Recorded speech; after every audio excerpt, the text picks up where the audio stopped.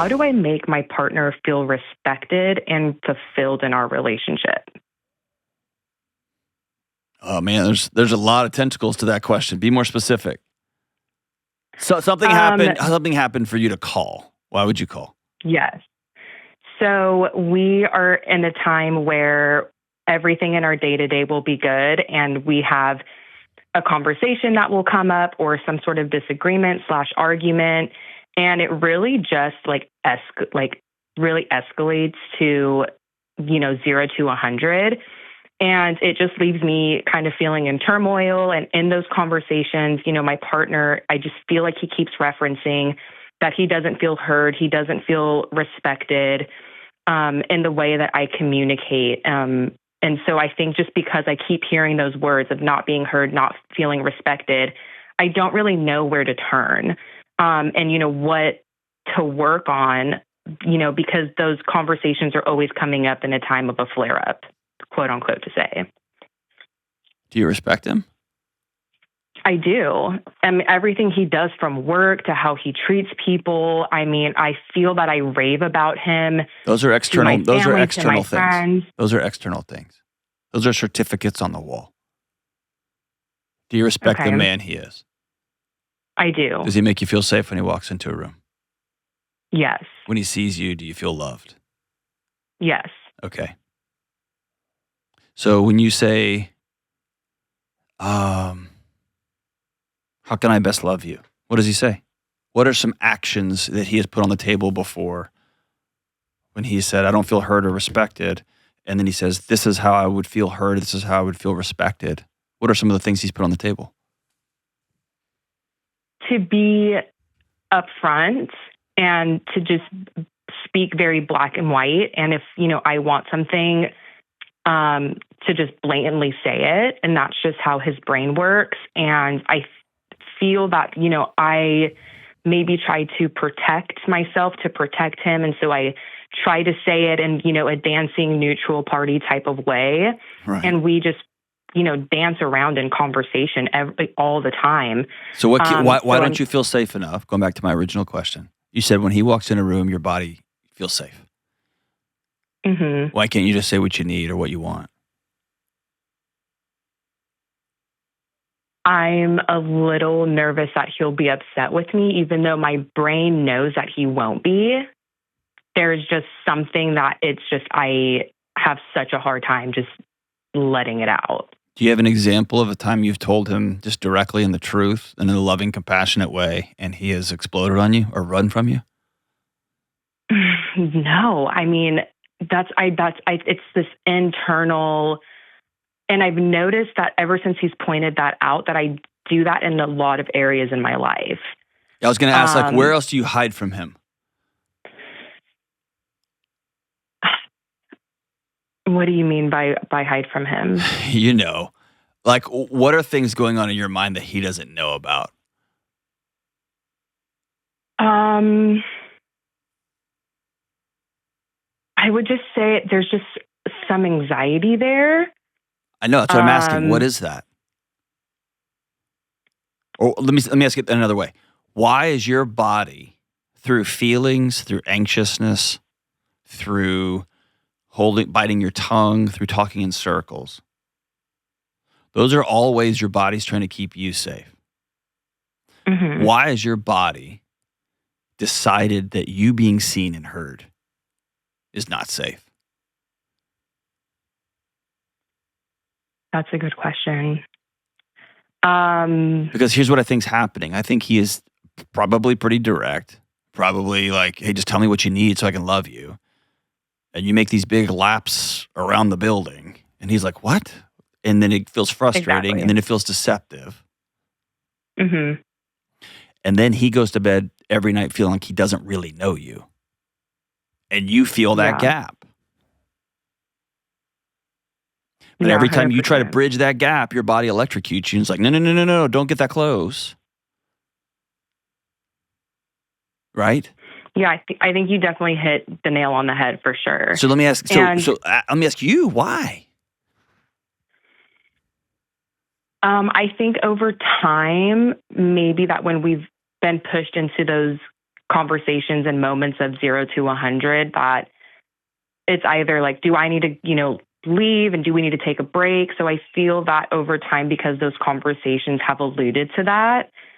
From him or from you? From both. I would say majority myself, and I feel that I've put myself in this place. So when you get in one of those situations where you're going 0 to 100, do you explode on him, or do you build a quick concrete fortress and hide? Fortress and hide. I shut down in conversations. Okay.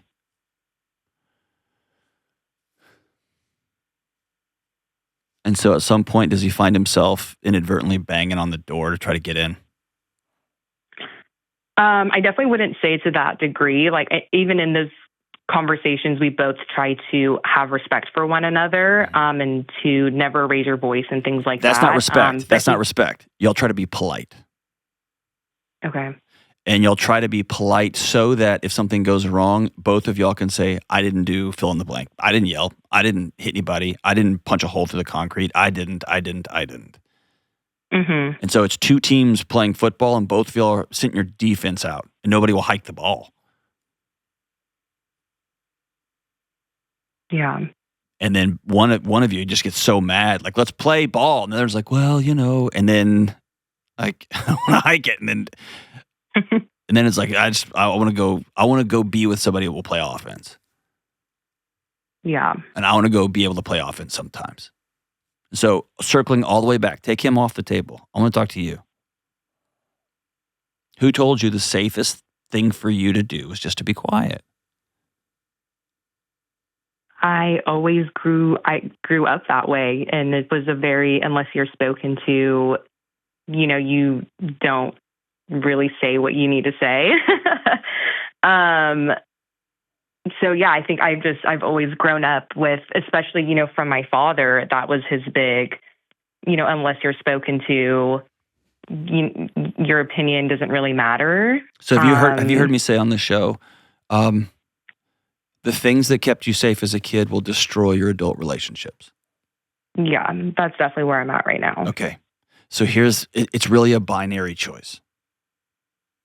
You continue running on the same roads that were built out of safety and necessity as a kid.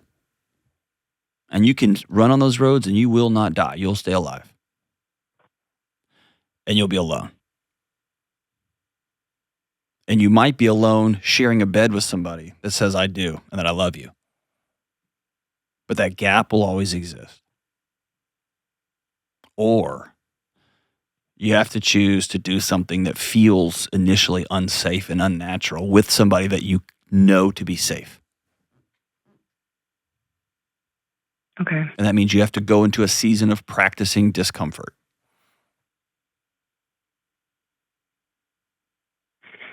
Okay.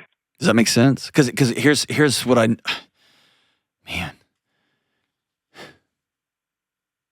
The walls you built will affect your finances. It will affect you professionally. It will affect your sex life. It will keep you'll never be able to fully let go.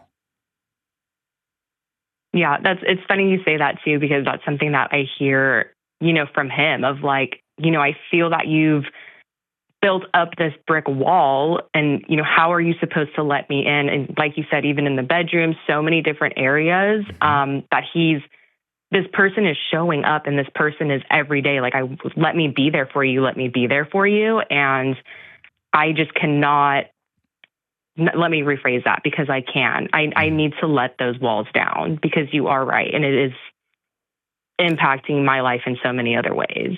I need you to not let those walls down. I want you to try courageously to bash through them. Because letting the walls down is still a passive stance. It mimics bravery.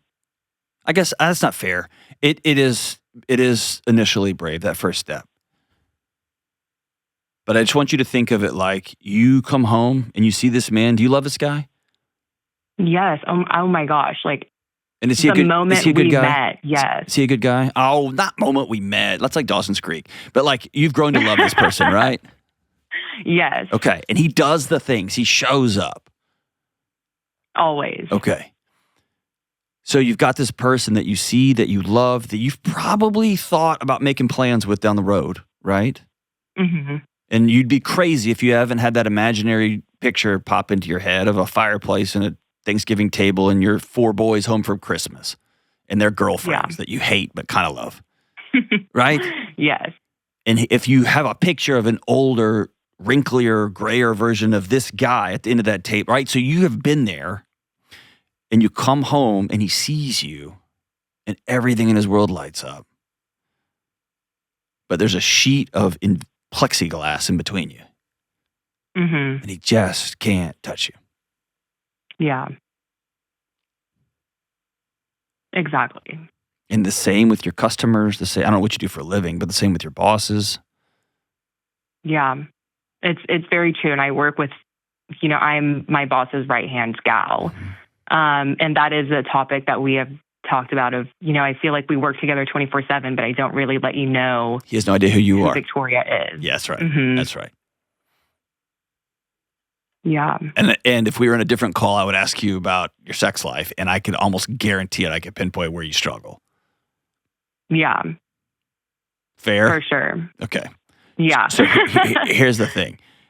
You have to make a choice that I'm going to be seen and I'm going to be known. But it's not something you can lob on him. That's a decision you have to make. And you're going to have to practice a thing that like where you put your hand on your chest or put your fist in your chest.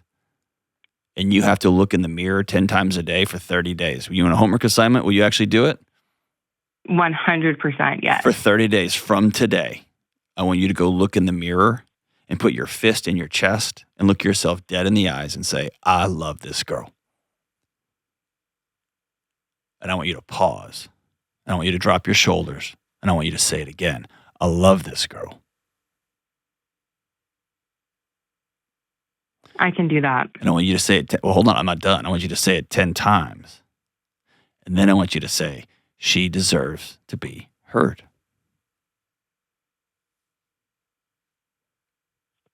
And then you got to go get weird. And you're going to have to tell, here's what I'm going to send you. I'm going to send you. And it's going to sound pedantic. It's going to sound silly. Okay, what I'm going to send you. But I'm going to mail you all of the Questions for Humans cards for free for couples and the intimacy deck. Oh my gosh. But here's what I want you to do. They're not complicated. But you have to commit to telling the truth. And so like the intimacy deck, when it says, what's one thing you really used to be into in the bedroom and you're not anymore? You have to actually answer that. What's our favorite memory of us kissing before? What's your least favorite memory of us? Because, you got to be honest. Yeah. And you need to have a series where you meet once a week with him and you say, all right, here's 3 things that scared me this week, and here's 3 things that I thought were incredible about this week. Okay. You've got to practice being seen and known. And then y'all just need to come up with some sort of signal, like, I'm flooded. I'm too much. I'm going to back up. And he's going to say, okay, cool. Because all you're doing is practicing. You're practicing a thing that got you electrocuted as a kid by the one man who you should have been able to anchor into for your entire life, your dad. Mm-hmm. And he weaponized your feelings, your emotions. He weaponized your personhood and said, your personhood is mine. And when I want to see it, I'll let you know. Yeah. Instead of celebrating the crazy, bananas, wild little San Diego girl you were growing up. Yeah, I could not agree more. And I think, again, that we are in this period of our relationship he wants to so badly propose, and he's talked about it, and he just needs the utmost confidence in myself. And I feel that I do as well. And because, we've both gone through families of divorce and all of these things. And so if we can have those hard conversations and put in the work now to give our future children a childhood and, all of those healthy kind of relationships, 100%, this has just been so helpful. And if this can get me there, I don't know, this is the best phone call ever. Well, it's kind of like I just handed you a workout plan. So for the next year, you need to go lift weights. Yeah. The work is yours. Are you willing to, for the first time in your life? How old are you? 27. Okay. Are you, for the first time in a quarter century, are you willing to practice being seen and heard? Because here's the other side of being Yes. seen and heard. He might look at you and say, "Eesh, I don't want to propose." And that will not make what you did wrong. Mm-hmm. That won't make you wrong. That will mean you've been giving a pretty remarkable theater performance to be his girlfriend. Yeah. And hopefully, my fingers crossed, because I'm a romantic, just kind of an oogie googie romantic, I hope that he sees you and gets to know you. Like, I don't like that. Or I love that. And by the way, I've been married for, 22 and a half years now. I found out, my wife said something the other day, and I looked at her and I started laughing. I was like, I don't know you. You what? Right? Like, I had no idea. But can I tell you, that's my freaking favorite part. I found out something the other night about one of her old boyfriends and her. I did not know. I didn't know. But here's the thing. It made me die laughing. I started dying laughing because here's why. She's not going anywhere. And I'm not either. You get what I'm saying? 100%. And so it when you grow up in homes of divorce, I just saw this recently. I love it. When you grow up in a home of divorce, you realize, somebody could leave. That's a thing. You can just leave. And so what you do is you try really hard not to let the other person leave. And that almost guarantees at some point they don't know you and leaving is still on the table. The other side of that, that's an interesting perspective. the other side of it is I'm going to be fully seen and known, and we're going to become braided together like one of those ocean ropes that nobody can pull apart, right? Mm-hmm. It's awesome. So let's call this what it is. It's day one. Some of this may be hard. So it may be that y'all start a journal together that you put on his pillow at night that he writes in, then he puts it on your pillow the next morning or whatever. And some of these things are easier done via letter. Some of these things are hard just to sit down and just say it in front of somebody. Like, here's what I think about this, and I don't like this, and I want to get to know you here. But some of it is we're just going to stop going to fancy restaurants and pretending like everything's okay. We're going to go to crummy restaurants and just chit-chat. And you can chit-chat in nice restaurants, but it's just a vibe. I want to get to know you. Here's one thing that I asked my wife to do last year. Make me a syllabus of you. What are the 10 podcasts you listen to? I don't know what you listen to anymore. What are 10 bands you like? I know what you used to like. I don't know what you even listen to anymore. What are 10 books you want me to read? That you read. Not that you want me to, that you read, that you love. Because I want to get to know you. I might read those books. Some of those books I've gotten into, did not like them. A couple of them I've loved. Podcasts. One podcast I was listening to and I was like, I know her. Like, you want to meet her? Like, I was a friend of mine. She didn't even know we were connected. So all I have to say is, let's get to know each other. Here's books I like. Here's movies I like. Here's music I love. I'd love to learn to dance. I'd love to learn to sing. I'd love to just learn to let go. And this happens inside your chest. I'm proud of you, Crystal. Day one, you love that girl. And she's worth being hurt.